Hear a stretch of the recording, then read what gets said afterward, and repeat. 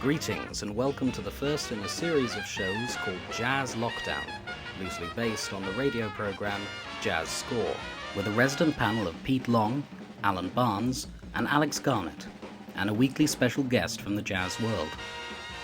You are invited to donate as little as £1 towards each show, which will be equally divided between the contributors, with 50% of the total amount going towards Macmillan Cancer Support by following the PayPal link below. Sitting in the chair and hosting the show each week is Alyn Shipton, and our first special guest is Art Themen.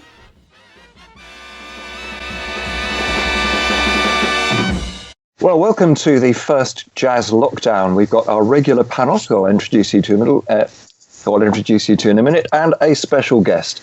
So let's start with the panel. We have, in fact, 3 saxophone band leaders. We have, in alphabetical order, Alan Barnes. Hello. We have Alex Garnett. Hello there. We have Pete Long. Hello. And we have our special guest, who by coincidence is also a saxophonist and band leader, Art Themen. Hello. So let's just start with a round of questions and see how it goes. So Alan, we'll start with you. Okay. Which Scottish-born trumpeter, with whom we both played actually at one point, came to London to join Jack Payne, then worked with Lou Stone and Ambrose, and was a founder member of the Heralds of Swing and the Squadronaires? That must be Tommy McQuater. It is indeed. Yeah, wonderful musician. And bloke, of course. Lovely guy. He was terrific. I always liked the fact when we played at the Ritz in the big room that he was always on the stage right next to me, and he used to keep up a commentary saying, not bad, lad, and I'm sure you got very similar things from Tom. Well, I gave him a hug once on one of those gigs, and there was a clink of miniatures all over his body, like the trouser pockets, the inside pockets, the top pocket, everything. Yeah, fantastic. Was McClevey his counterpart? Was it sort of? Yeah, he was. Yeah, for them two arguing and yeah, it must have been right. Each other with who they played with. Alice, it's you now. So, which Los Angeles-born tenor saxophonist who's made 14 albums as a leader, plays in the New York Standards Quartet, which he co-leads, and has worked in a well-known 5-piece band in the UK? Who could that be?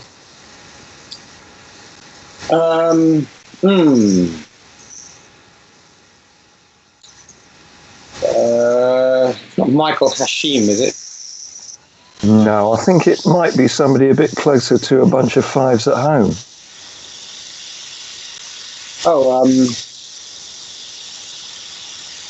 No, Tom. Tim Armacost. Never. Yep. Oh my goodness. You've done an album with him, haven't you? I didn't know he was born in LA. Oh, well, there you go.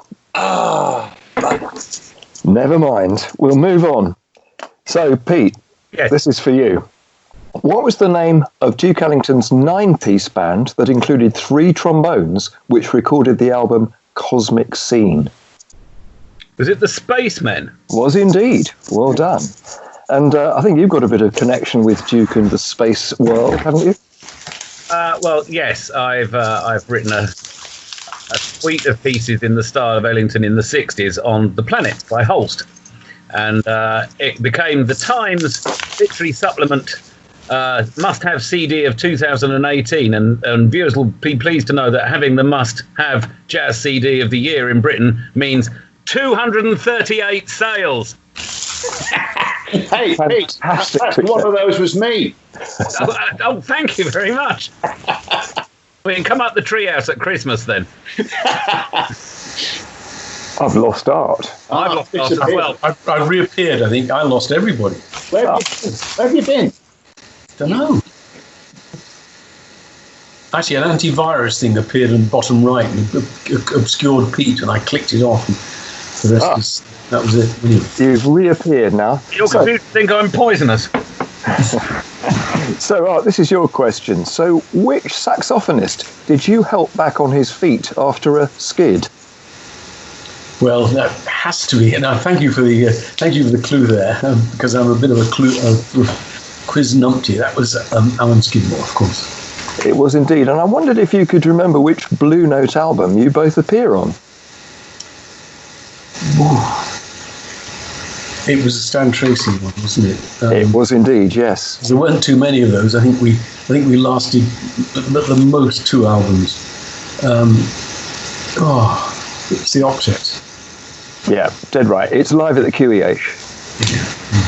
Thank you. Right. Anyway, on we go. So we're on to the old stuff round now. So this is something where if you answer correctly, you get a point. And if you answer correctly, you get a bonus question. If you don't answer it or you get it wrong, it's thrown open to everybody else. So we'll see how we go. I'm going to start this one with Pete. So, Pete, who played trumpet alongside Dizzy in the Frankie Fairfax Band in Philadelphia, but found fame as a clarinetist? Jimmy Hamilton. Absolutely right. So your bonus question is name one of the clarinetists who filled the gap between Barney Bigard and Jimmy Hamilton in the Ellington Band. Chauncey Horton. Absolutely right. And the other one, if you had got him? Was it Alan? He's done everything else. So Alan was doing 6 gigs that day, so it was Sax Mallard. Sax Mallard. It's just one of the great names in jazz. It's one of the great names. Yeah, Sax Mallard. Right. How long did he last then, Sax Mallard? About 4 weeks. Oh, really? No, he was in the band. He was in the band about 5 months on and off. Oh, lucky bugger. And there we go. Right, Alan, it's yours now. So, which pianist led the big band at the Grand Terrace in Chicago right through the 1930s? Earl Hines. Absolutely right. And a supplementary question, with whom did Hines record the duo Weatherbird, which was a remake of a King Oliver number? Well, Louis Armstrong. Absolutely right. Yeah. Alex, your go now. So, which British alto saxophone player worked with both Louis Armstrong and Benny Carter in the 30s, had a long residency at Churchill's in the 40s, and then ran a music shop and gave lessons to some people quite close to you, and was married for 50 years to the singer Primrose Oric? I can explain everything. Harry Hayes. Absolutely right.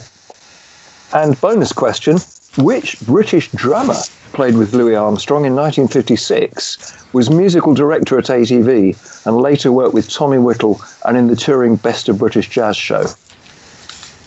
Oh, Jack Parnell? Absolutely right. Yeah. Well done. I've got a nice Harry Hayes story. Have you got time for a Harry Hayes story? Yeah, sure. Oh, what, Reg I'm going to Brooks. tell him I can explain that one. No, it's not. No, it's another short catchphrase, though.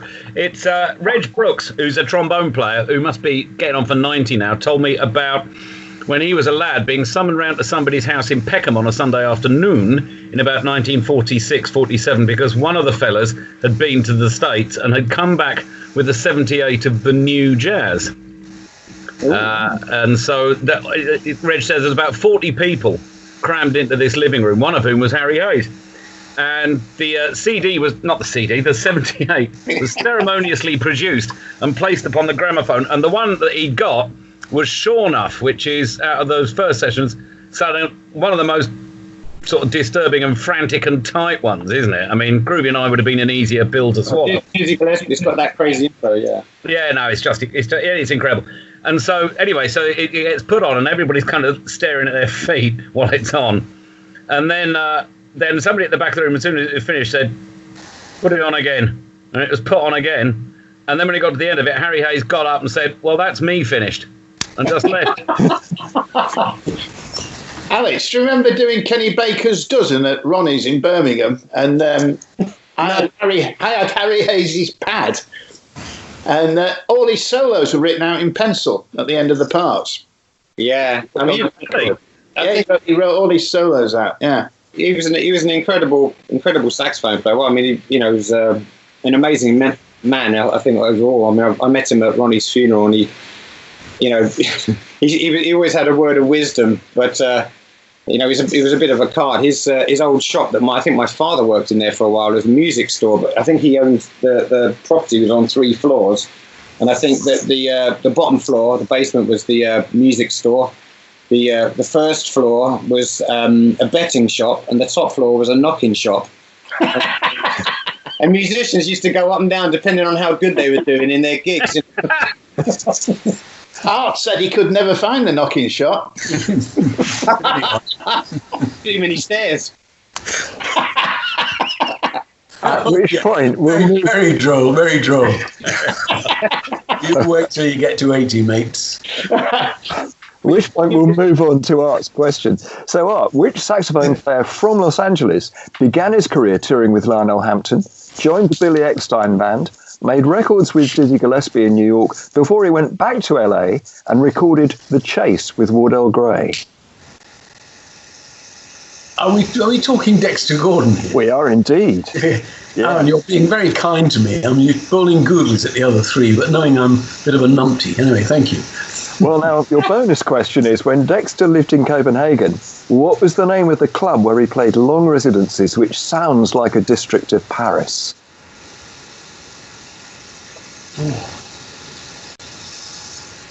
Montmartre. Absolutely right. Well done. Well, at the end of that round, I can reveal the scores. Tied in second place, we have Alex and Art, and tied in first place, we have Alyn and Pete with 3 apiece. Right, so we move on. First question, it was about myself. What? Well, they're the difficult ones. Right, we'll move on to the next round, which is called New Stuff. Sort of. It's more recent stuff than the old stuff. So, Alex, we'll start with you. Okay. Which British bassist played with Charlie Parker, owned his own recording studio and his own club in London, and received a special award in the Parliamentary Jazz Awards in 2015? God. Peter Ind. Peter Ind, indeed. Now, this is a more difficult one, but in those awards, who received last year's Instrumentalist of the Year? Oh, last year. Instrumentalist of the Year. Was it... let me see. I wasn't up to date with last year's awards. Kamasi Washington, was it? Sadly not, no. A bit less wildly dressed. Anybody else? Was it any of us? No. Oh. Was it a female saxophonist? It was a female. Oh, okay. Laura Judd? No. Actually, I'm not sure she's a saxophonist. I'd have to refer to... Sorry. Oh. Told you I was a numpty. Was it Nicky Isles? No, it is a saxophonist. So have another crack. Freestone. No. Trish Clues. No, I'm going to put you out of your misery. It's Josephine Davis. Oh my God. Right, Alan, now your question. Oh. Which jazz promoter and former employee of the MU recently turned 90? Oh, Brian Blaine. Correct. Now, before the demise of Jazz Services, what was the original name of that organisation? It was the Jazz Centre Society. Absolutely right. And they were building a centre in Floral Street. Yep. I remember walking past the building site, and it never happened, did it? That's very interesting, because that was going to be the next question, which I was going to ask Art, but very helpfully. Have that on me, Art. Yeah. So, so you don't get a bonus for that one, Alan, but what you will get, Art, is a slightly different question about national somethings. Where's the National Jazz Archive situated? Sorry, is this me, Alan? Yeah, this is you. Yeah. South End. Well, just up the road. It's on the tube. It's on the Central Line. God, I have to stick with South End and end up in the corner of Private Eye. Stupid answer. Anybody else want to chip in on this one? It's in Leighton, isn't it? Is it Hainault? It's pronounced rather differently from Leighton. It's Loughton. Well, that's it, yeah. You there? I must say, I got something in plate playing up. Loughton. Right. Leicester. Last one in this round. So this is for you, Pete. So an interesting one, because the answer has in fact appeared, but I don't know if you know it yet. In 2016, a new department of the National Jazz Archive opened for a museum of British jazz. And where was that? Isn't that the entire business? To some extent, but you'd have to dig around a bit for this one. That is in Southend, isn't it? Yeah, correct. It being the cryptic clue, yes. Absolutely. So Yeah. So now your final one is, what drew jazz musicians to Cavendish Square in the 60s and 70s, apart from John Lewis?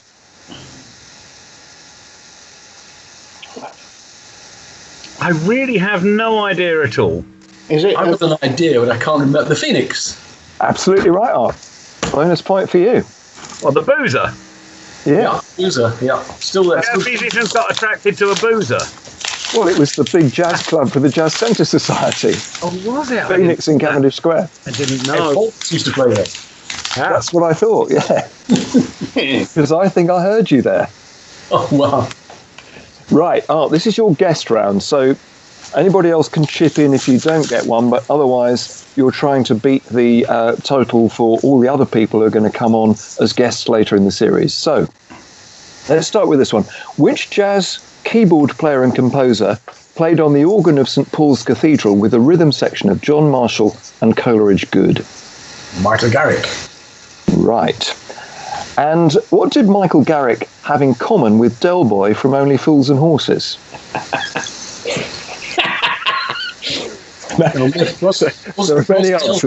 Was Del Boy the thane of his parish by any chance? No, I can't answer that. Anybody else got an answer to that one? Was he his cousin? No, it's more to do with wheels.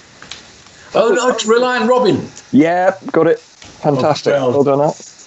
Yeah.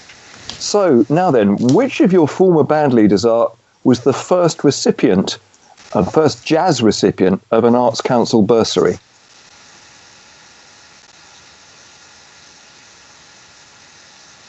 And usually spend 5 minutes with him and he'd tell you about it. Oh, was it Graham Collier? Graham Collier, absolutely right. And at which American college was Collier the first British graduate to study after he got a downbeat scholarship in 1963? I always get the pronunciation wrong. In fact, I can't even think of the word. It's pronounced differently in English. Berkeley. Yeah, that will do. Berkeley, I think it's American, isn't it? Named after Mr. Burke, apparently. Yeah. Now, Dexter Gordon named 2 tunes after food that he enjoyed. Could you name either, or for an even more bonus point, both? Fried bananas. Yep. Apple jump. I hadn't got Apple Jump, but I think we would go with that. And So what else were you thinking of, by the way? cheesecake. Cheesecake, of course, yeah. Yeah. Brilliant. Now, we've got 2 more for you. In Stan Tracy's quartet in the mid-70s, each band member acquired a nickname which became a T-shirt. For 1 point each, can you remember them all? You ought to get yours.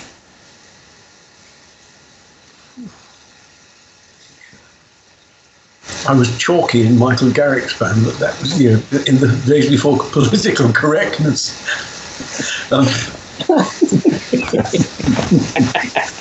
Sorry. Actually, not honestly. I don't remember that at all. You remember Stan's, perhaps? It was... You're asking me. The Godfather, was it? No, I'll give you Stan's and maybe the others will spring to mind. So that was Captain Adventure. Yeah. Oh. wow? So, Brian Spring? Sorry, Alan. Was he All right. Sorry. Thunderfoot? A good thought. Ritblatt. Oh, Conrad Ritblatt, of course, the estate agent. Ritblatt, of course, yeah. Yeah. So, the others? You were Arters, apparently. Arters. I'm still Arters with Clark. And Dave Green? Grocer. Oh, Dave Green was Private Green in Michael Garrick's band when we did Homestretch Blues with a photograph on the King's Cross station dressed in sort of army uniforms. But I think you got a bonus point for that. Okay, all right. But otherwise, he's dependable. No. Captain Sensible, okay. Yeah, no, he was dependable. Right, I think we'll move on from this round at this point. Sorry. So, now we come to I'm going to give you the picture round at this point. Oh. So now, it's a case of, if you think you know the answer, first one to put the hand up will be the one to answer. So all these people are connected with something that they might not normally do. So the first one is, who's the trumpeter in this picture? The man in the hat is Bing Crosby. Yeah. Tony Bennett. Nope. Looks a bit like him. Not Bobby Darin, no. No. Is he a vocalist? He'd probably better not be. Oh, It's interesting that you Louis see Belson. Sorry, I missed that. Not Louis Belson, is it? No, normally a keyboard player. Is there a Dizzy Gillespie connection with this? That is Dizzy's old horn. Dizzy's old horn, but was Dizzy in the room at the time? Do you know? That No. Lalo Schifrin?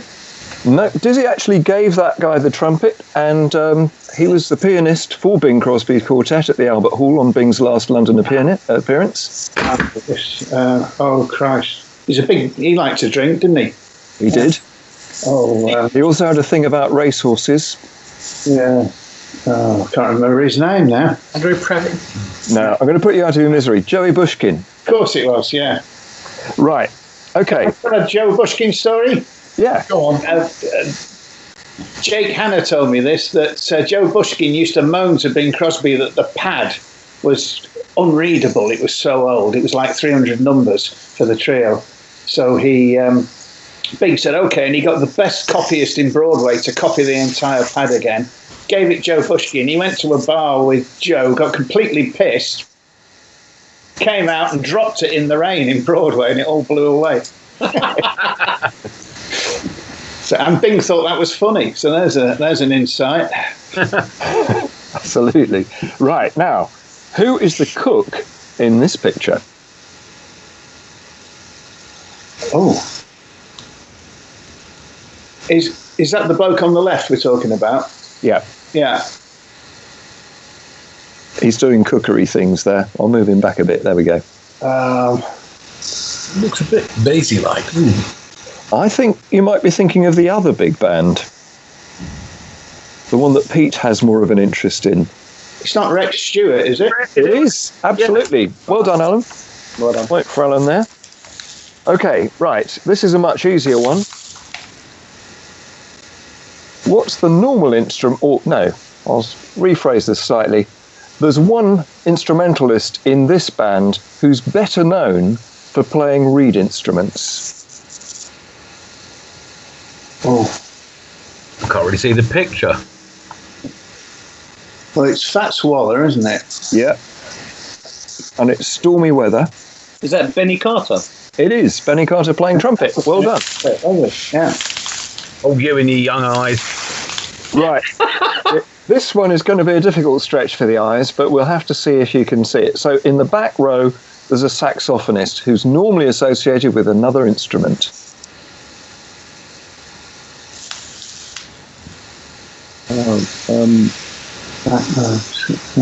Kirby soprano sax, not Bob Wilbur.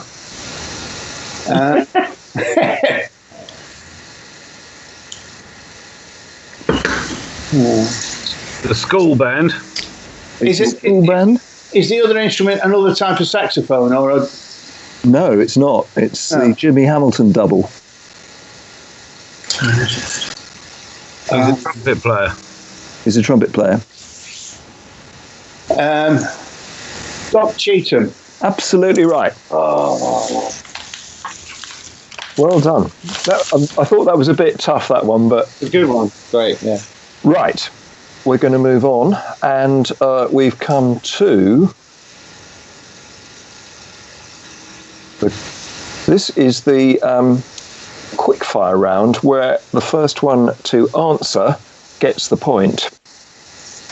So, acknowledging the current climate and the reason for this jazz lockdown, name a famous jazz saxophonist and bandleader with the initials CV.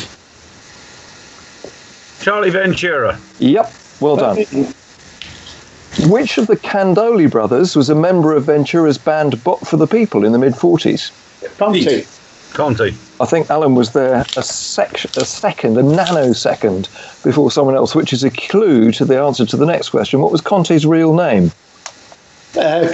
Secundo. Correct. Why was the band called Bop for the People? PR exercise, wasn't it? Yeah, absolutely. On which TV show did Candoli regularly appear, and in which band? The Tonight Show. Yep. Do you know the name of the band for a bonus point? Ooh. Who's the leader of it? No, I don't. Was it Ed Shaughnessy?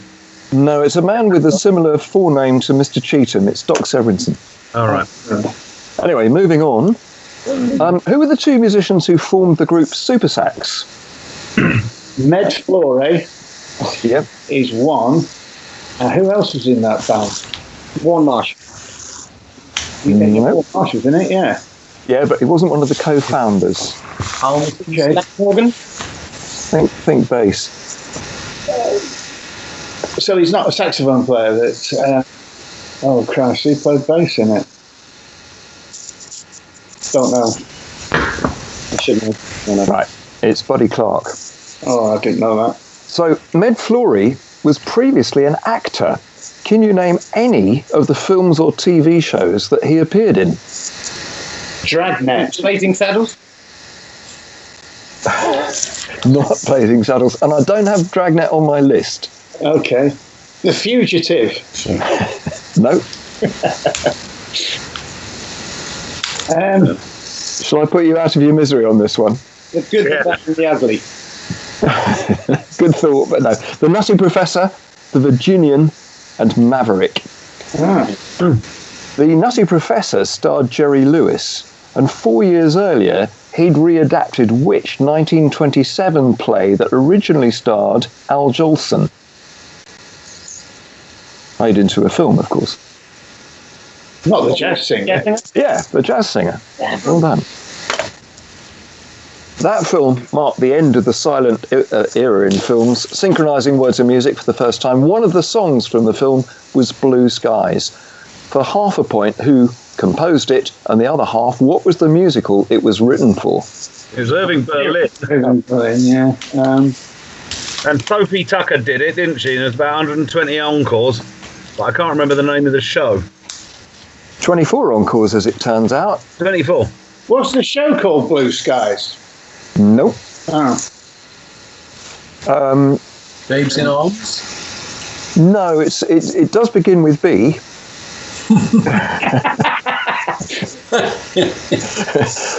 No, it's Betsy. Okay.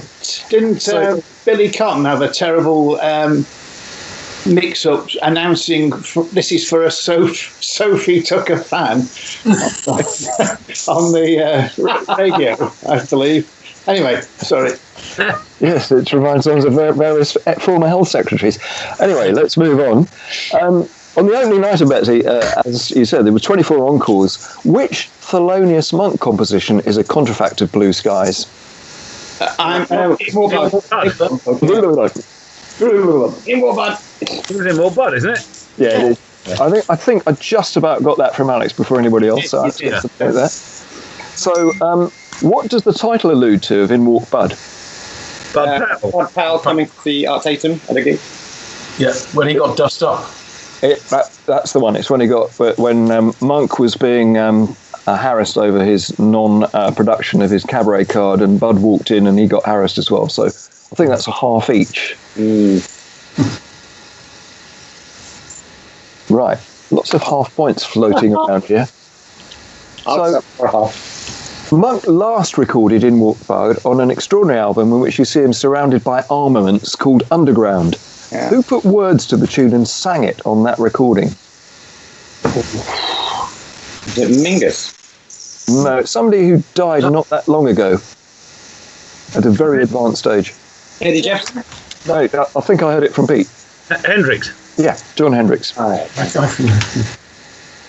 Which Hendrix lyric provided a lifelong hit for Georgie Fame? Yeah. Yeah. Ooh, I got. How many of you said that at the same time? not me. I think it was I think Pete and I actually. Yeah. Right, here we go. That song was originally instrumental, recorded first by which Cuban percussionist? Chano Pozo. Nope. Machito. Nope. Tito Puente. Nope. You're running out. No, I know. Taco Valdez. Nope. Willy Bobo. Javier Cougar. I'm going to put you out of your misery on this one. It's Mongo Santa Maria. Oh, yeah. Oh, Blazing Saddles, yeah. And the next question relates to him. So he wrote the first jazz standard built on a typical African 3/2 cross rhythm or hemiola. What was the name of that tune, and who later arranged and recorded it as a modal excursion for soprano sax? Oh, I know. John Coltrane did it. Yeah. Afro Blue. Yep, well done. And originally issued under the album title Afro Blue Impressions, where and when was that recorded by Coltrane? Afro Blues, 1962? Yeah, year either way. So it'd be 63. 63. Yeah, 1963, and that was recorded in. Is that in Rudy Van Gelder? No, wrong side of the Atlantic. Oh wow! But anyway, I think you get half a point for the year, and it was actually done in Stockholm. Wow.